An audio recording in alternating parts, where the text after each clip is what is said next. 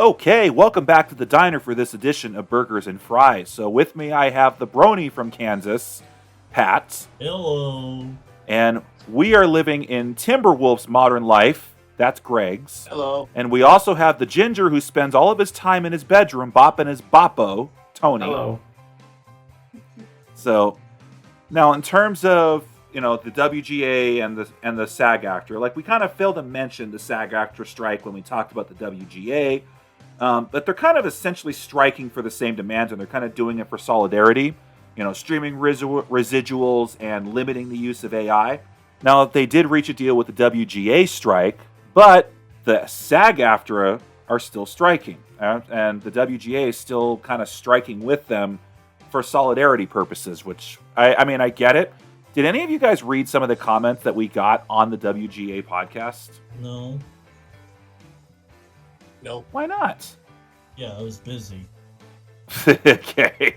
So one of them was basically like, as Homer Simpson once exclaimed, "Nerds!" The host is slightly resealable. I think he meant the type relatable, but he wrote resealable. And the Mexican guy was cool, but the guy who hasn't watched the movie since 1990s, actually take the time to actually go down to Hollywood and talk to the writers and actors, and you would actually understand the struggle. Yeah, that's a comment we got for that one. I think I saw that comment. What's your guys' thoughts on that one? I'm actually looking at it right now. Same. Yeah, like, really? That's what you're going to say? And it's like, did he realize that we mentioned that the struggle was real? We mentioned that the majority of the people affected by the strike were below the line people? Yeah, we agreed. That was real struggle. So what the hell was that guy's point? So this guy wrote, "You're insane if you think the average WGA writer will bank $11,000 a week. Even if they do that deal, it would be limited by episode order, so it'd only be like $88,000 for a year. You have no idea how this industry functions or who comprises it. You're a brain-wormed union-boasting shill who's using labor negotiation to platform your politics. There's plenty of conservatives who work in the industry, and I happen to be one of them. Find some other coattails to ride on your skull. Working people deserve a living wage. Union jobs are intended to be lifer jobs, and that's an important distinction. These jobs and skills are meant to be sustainable and generational, and we won't let corporate greed end that tradition." Honestly, Like, are we anti-union shills? No, not at all. All right? Oh. And, I responded, and I basically was like, look, we're all for people getting rich and successful if they do good work. And we do know that it is a gig economy job. But you know what? Getting paid $88,000 to $100,000 for 12 weeks out of the year, out of 52, that's pretty damn reasonable, don't you think? It is. That's very reasonable, because a lot of people don't earn that, or they have to work an entire year to get $100,000 a year instead of 12 fucking weeks. yep. And that's well above the average income in California. So the fuck was that guy going on about? And then I mentioned, like, oh, well, it's not really doing me a favor calling me an anti-union shill when the only experience that I've had with unions is seeing my building get shut down and basically preventing people who are not part of the union from showing up to work, just so we can be in solidarity with them. Even though we weren't part of their union, and what they were getting, we were not going to get. So, It definitely I don't know. sounded like he got his panties in a bunch. he definitely got his panties in a bunch. All right, and Or so that was just a couple of the comments that we got on that. All right. And, obviously, we are not anti-union shills. Like, we understand unions can be a great thing when everyone is working together. But, gentlemen, do you have issues with unions guaranteeing work for people that don't pull their own weight? Yes. yes. Yes, I know what you mean. When people are lazy and don't want and expect other people to do their work, yes. Yeah, we have issues with that, and unions protecting them and guaranteeing work because they're part of the union. What about overpaying people who do not pull their own weight? We're obviously against that, right? Right. Yes. Yep. Like, if you bring it, yeah, you should get paid. So if you're the star or an asset to the product, then absolutely get paid. The same logic. What if you're a successful A-list actor, you're a top star in professional wrestling, a famous athlete or a famous musician or you're whatever. Like, sure, you bring in money, you bring in income, you deserve to get paid. We have never once said we were against that. Never. Exactly. So, Pat, this is a topic that you wanted to bring up. What about the SAG strike is really grinding your gears? Well, I thought, given that the WGA strike members had reached a deal with these Hollywood execs, I thought, it wasn't just going to be them that got a good deal, but everybody involved, including the actors. But I guess not. And not only that, but because of this ongoing actor strike, it's put all my most anticipated movies on hold until further notice, which is ridiculous. Like what? Well, let me see. I think, obviously Deadpool 3. Oh, there's definitely something about Ryan Reynolds we'll mention later, but keep going. And I really can't think of any more right now, but I'm sure there were other movies I was looking forward to seeing, Marvel related, that I was really looking forward to seeing, but now, because of this actor strike, I feel like it's going to be a long time before I even get to see them. I feel that same way. If Cobra Kai Season 6, the final season, got canceled over the strike, you'd have legions of people super pissed, and Netflix would probably lose millions of subscribers over it. Probably. Just saying. Oh yeah, without a doubt. Do you have any opening thoughts about this strike? Honestly, I think it needs to end. I think it needs to end. It's ridiculous. You don't watch anything the actors do anyway, so why does it need to end? Because it's not getting anywhere. We've been watching this for weeks now. You're saying you would rather it end soon so that the other below the line people that actually, Debbie Donuts, gets the production team buying her donuts, or the production assistants, all those other guys that we mentioned that are part of the industry that are ending up part of the strike. We want those people to get back to work. Is that basically what you're saying, Tony? I'm just saying, the strike has to end sooner or later. They can't keep doing this forever. For the same reasons I just mentioned? Yes. Because you want below-the-line workers to not lose their houses? I don't want anyone to want to be homeless or lose their homes or anything. I don't want that to happen to anyone, Now, the strike seems to be happening, at the worst time. Now, we have a recession happening in the world of Hollywood. The box office numbers are down. People aren't paying for their tickets anymore. And then you have streaming services cutting back on creating new content. And many new shows are getting canceled because they can't afford to keep losing money. So it's only going to get worse for them for the foreseeable future. But according to the Hollywood writers and actors logic, well, let's ask for more money now. I know you're not making any money now, but I demand more money. Like, what? That's not really good logic. We get that that's a lot of people who got hired during the last boom period wanted to keep their jobs. We get that. But if there's not going to be as much new content because of the demands that the actors and the writers are wanting, all right, so the actors and the writers are wanting all this much money and whatever, well, the studios now have to pay this much, and if they can't afford to hire new people, then they can't make as much new content. There's just simply not going to be as much work for that many people. So that's ending up screwing more people in the union. At least that's how I think. Mm-hmm. Definitely. Yep. Now, are we saying that the studios are the good guys? No. No. So, if they wanted to end the strike, they could seem to be willing to keep this going to the end of the year. And there are those that might say that the strike is what the studios wanted so they could end up saving millions to billions in expensive while their current shows are tanking. Imagine this strike being a blessing for the studios because they're like, oh, that means I don't have to spend this money on these people. Mm-hmm. Yeah, I can see that. So let's go over what the studios offered. Okay, now this was a little bit ago, all right, and obviously there haven't really been any new negotiations, all right. But the studio has offered, okay, the first of its kind success-based residual for high-budget productions, so like Marvel or Star Wars or whatever. Highest percentage increase in minimums in 35 years. All right, which would generate an additional $700 million in wages and almost $200 million in contributions to pension and health plans. So they're getting, healthcare help or whatever. You get a 58% increase in salaries for major role guest star performers' wages on these big movies.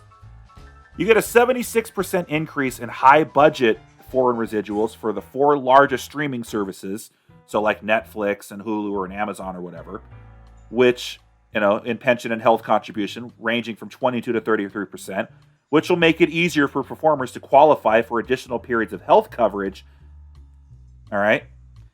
Meeting nearly all the union's demands on casting, including guardrails around self-tapes, options for virtual and in-person auditions, accommodation for performers with disabilities, compensation adjustments of 25% for singers who dance and dancers who sing on camera in the same session, representing a 30% increase over current wages.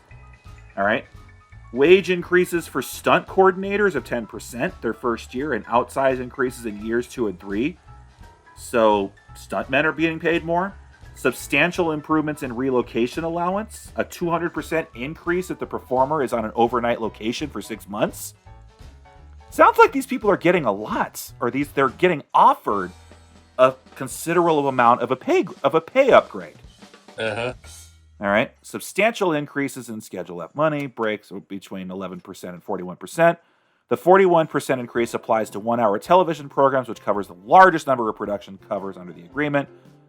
A 25% increase in span money breaks, covering performance capture work under the agreement. And in terms of AI, advanced consent from the performer and background actor to create and use digital replicas. No digital replica of the performer can be used without the performer's written consent and description of the intended use. Prohibition of later use of that replica unless the performer specifically consents to that use. So, on these issues, such as general wage increases, high budget residuals, and viewership bonuses, the studios offered these terms that were basically ratified by DGA and WGA. All right, so WGA kind of did accept the deals that they were made for them, but SAG-AFTRA has rejected these deals. That's bullshit. Why? Bullshit. Bullshit. To the layperson, that seems like a good deal for SAG-AFTRA. We're lay people. We're obviously not in the industry. That seems like a good fucking deal, right? Yes. Okay. But SAG said no, while demanding more, while not being in a position when they can demand more. At least not things get better economy-wise, and there's more money to throw around. So when did it become about competing with the WGA writers? I wouldn't say it was about competing with the WGA writers. It's that the WGA writers, they wanted to get paid more, for residuals if their shows got successful, and they didn't want the use of AI in their studios or the writer's room, okay? Actors obviously don't want the use of AI to be, using their likeness without their permission. It's pretty easy nowadays. You can find, if you really wanted to, you can find a Michael Jackson music video and it's Arnold Schwarzenegger's face and it's Arnold singing, I'm bad! So it would be like if Marvel were to if they had decided to use an AI version of Chadwick Boseman for Black Panther Wakanda Forever. Well, I don't know. Did they actually do that? I never saw Wakanda Forever. No, they didn't, but I'm just saying in a different world, they probably would have used a CGI Chadwick Boseman for Black Panther 2. Possibly. I remember Rogue One. They basically used a CGI Peter Cushing as Governor Tarkin. That I remember. How'd they do that? And I don't know, but the technology is almost there. I mean, that was 2015, 2016 when Rogue One came out. So obviously the technology has advanced a little bit. All right. So are they just gonna do this with every dead actor and actress now? Just use CGI or AI just to bring them back? I I don't know. And I think that's what people are going on about. It's like, hey, you didn't get permission to use their likeness, or you didn't get permission from the legal ownership of that likeness, I should say. All right. But so we do understand we're not part of the industry. We do understand it's gig. All right. And we get that a lot of these actors have to do multiple projects per year to pay the bills. It's like having a really bad part-time job where you end up working full-time hours plus overtime, but you don't get the benefits the higher-ups get. So kind of like working at Walgreens. Damn, I knew you were going to say that. But the bottom line is most lay people are not supporting the strike at all. I ain't. Audiences are clearly not buying into the current products, and they're not spending the money at the movie theaters anymore. We love movie theater popcorn, but is it really worth $20? No. No. Especially when you can't get the free refills or anything anymore either and stuff, which really blows. Audiences are clearly not buying the tickets, they're not spending the money, and they would rather watch movies or reruns of shows made 20 to 30 years ago on streaming platforms than anything current. Yep. Most people, if they do get a subscription, like let's say they want to get a subscription for Game of Thrones, well, they'll watch it for that one show. Maybe they'll binge watch it for like a day or two, and then they'll cancel the subscription when they're done, so they save the money. Like they don't get HBO Max and then think, oh, let's see what other movies HBO has. So I would also say at least half of the general audiences would have the following sentiment. You can have a lot of people that are thinking, thank God those talks broke down. This strike is the best thing that ever happened. No virtue signaling writers, no sanctimonious actors, no sexual predator directors and producers, no talentless ideologues trying to pass off after-school specials as movie scripts. It's been a refreshing break from the constant trickle and distasteful Hollywood BS that we've had to make with for entertainment for the last decade. I'm sure Greg appreciates that sentiment. On that. Yep. Well, in one way, I can maybe see the argument where, things like, these sexual deviant actors and producers that came out of the woodwork wouldn't be an issue anymore. And whatever issues you just described, wouldn't be an issue anymore. But I guess on the other hand, the strike is still meaningless in a way. Yeah, it's honestly showing that we don't really need Hollywood and new TV shows. I mean, what do you think 90% of most people TV is nowadays, even before the strike? Reruns. What do you think it is? No, YouTube. Yeah. And you know what? If they have the time, what else do you think they'd like to do as a form of entertainment? Video games. Yep. I'm not much of a gamer, but... Neither am I, but I play the games that I like to play. Mm-hmm. The longer these strikes go, the more they're showing the general audiences, hey, I don't really need this. I don't really need Hollywood. I'm fine with the old Star Wars movies. I don't need another one. I mean, I kind of like the new Star Wars. And you're allowed to like them. You are never going to ever be told you're not supposed to like them. So, are you guys aware of these stupid rules that have to do with the strike that these people that are supposed to follow? Should I be aware of it? You're not necessarily, but when I tell you the rules, you're going to be like, what the fuck? I probably will, yeah. Oh, the rules, yeah. Now I remember what you said. Yeah, the rules are pretty stupid. So remember that while the actors are on strike, they're not allowed to promote or talk about any work they've done in the studios that are affected by the strike. But that also includes stuff that they've done many years ago. What? Yes. So Ewan McGregor, Obi-Wan, he was recently at a New York Comic-Con, where, you pay money to go in for admission. Comic-Con tickets are not cheap. Not anymore. All right. And then, of course, you have a lot of people that go spend more on hotels, plane tickets, and those prices go up. And I remember when I did San Diego Comic-Con, if you wanted to stay at any hotel near the convention, there was like several $100s a night, the cheapest. All right. And this was back in 2012, 2013, all right, 10 years ago. But imagine that I didn't go. I'm sure the Kansas City Comic-Con is relatively priced decently. They have those? Yeah, there's one. My sister and brother-in-law went to one. Is it like as good as the San Diego Comic-Con though? Probably not, but nowadays you're really not missing much if you don't go to San Diego, because in the old days, if you go to conventions, Like, it was really exclusive, and these were like new sneak previews that weren't available anywhere else. But ever since like 2015, anything that went on in Hall H or Ballroom 20, all those sneak previews would get broadcasted to the internet like almost immediately. So you spent all that money, waited in line for, sometimes a day or two to get to see these panels, and the person who didn't go can just see it on the internet. Yeah, except YouTube will just remove it the second it hits the internet. Not necessarily, because a lot of journalists are there, a lot of people who are also there will report what was said. So you can find out all these news and you don't have to go to the convention anymore. Then again, imagine you paid money and you got a chance to meet Ewan McGregor. You got a chance to see him at this panel that he was doing. And because of the strike rules, he's not allowed to talk about Star Wars. Not the new Star Wars stuff like the Obi-Wan show. He's not allowed to talk about the Phantom Menace and Attack of the Clones and Revenge of the Sith. Like, hey, what was it like working with Hayden Christensen? Like, that's bullshit, right? It is. Yeah, like, what is up with that? It's stupid. And a lot of the actors are thinking that. And what I heard is that instead, he basically just talked about bagels. Oh, how fun.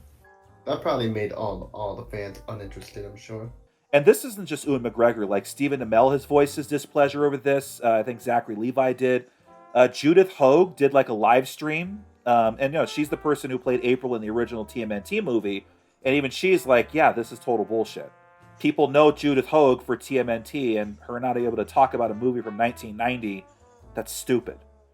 I wonder how many actors and actresses are going to leave the SAG union. It's only time will tell. Well, But that's not even the worst thing, all right, that's been going on. All right, this happened just fairly recently, all right? The freaking SAG-AFTRA has gone as far as telling people in their union they could not dress up as characters for Halloween that were made by Struck Studios. oh, I've heard about this. Oh, yes. And that pretty much eliminates all the characters. Like, can't dress up anything from Disney. No Mario. Can't dress up as anybody from Marvel or Star Wars. Oh my god. From My Little Pony. Even Ryan Reynolds made a tweet, and he's like, hey, yeah, I am really excited about telling my daughter she's a scab, even though she's not part of the union. That'll make for a nice dinner talk with the family, won't it? Oh my god, okay?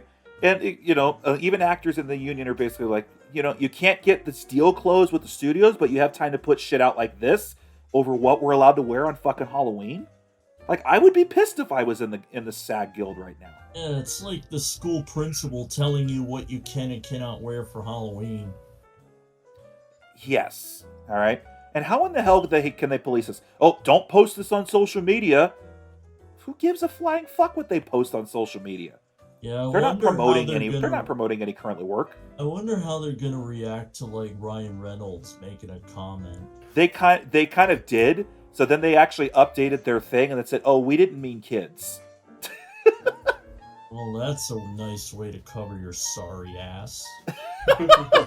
Yeah, I agree. But here's the other part, okay?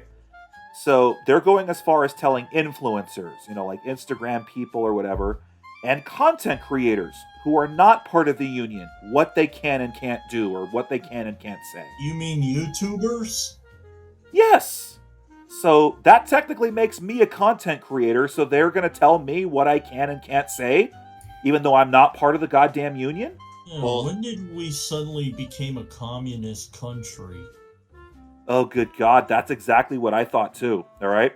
They've even told cosplayers at conventions what they should or should not cosplay as, all under the threat that they'd never be able to join the union or get work in Hollywood, or getting punished by the union if they're still part of it. Isn't this ridiculous, you guys? Yeah. Ridiculous, yeah. So, here's what I'm going to say, all right? And you guys can say this with me, all right? As a content creator, all right? Tony is a content creator. I'm a content creator. The two of you on this podcast right now are helping contribute to the content creation. So, as also somebody who has cosplayed at conventions, to people who are trying to mandate costumes, cosplays, and mandate what I can say and do and not say and do, I say, fuck you. Here's my middle finger. Sit on it and spin. Yeah. I have no chance of joining the SAG union anyway, so why the fuck do I care what they say about me? Why should we? That's the thing, Anthony. Why should we care? It's not. It doesn't. I don't give a shit. They want to do that, make fools of themselves. Do that stuff. Go right ahead. They are. That's pretty much what they're doing. And you know what? How you talked about when did we go into a communist regime? I thought, you know what? If this isn't controlling bullshit, I don't know what it is.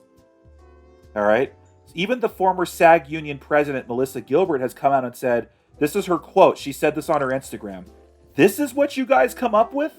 Literally no one cares what anyone wears on Halloween. Do you really think this kind of infantile stuff is going to end the strike? We look like a joke. And she went on to say that this is the kind of silly bullshit that keeps them on strike. There's people with families that are suffering because of lack of work, and this is what they come up with? Rather than renegotiating? Would this make you want to join the SAG union? Hell no. No way. Oh, we need to stand together in solidarity. You don't have a choice. But I'm losing my house. Doesn't matter. You need to stand with us. But I'm not even part of the union. No, you still have to do what we say. You're right. That sounds like authoritarian communist bullshit to me. The same one that Tony voted for? Well, we're not going to get into that here, all right? At the end of the day, for a lot of people, what goes on in the world of Hollywood has no bearing on their day-to-day lives. For the time being, you're right, Pat, there's not really any new content being made or put out. And for stuff that we are excited about, we have to wait for it. Or if they happen to get special permission from the unions to continue working. And it's proving more and more that with the abundance of classic films and shows and with the abundance of content creators on YouTube, there's a shit ton of entertainment we can digest, and we wouldn't lose much if we didn't get new movies for a year or two. Maybe Avengers Secret Wars will come out with the new Family Guy movie. Hell, the longer this goes on, the more people are going to keep cheering the strike to keep going. I know Greg is going to keep cheering the strike to keep going. Oh, yeah. So, you know what? Only time will tell after this recording. All right? So, thanks for joining this edition at the diner, but the diner is closed. All right? Please, if you have any comments about this, all right, please keep them civil, but let's join the discussion. I'm Desert Couch 22. Thanks for listening.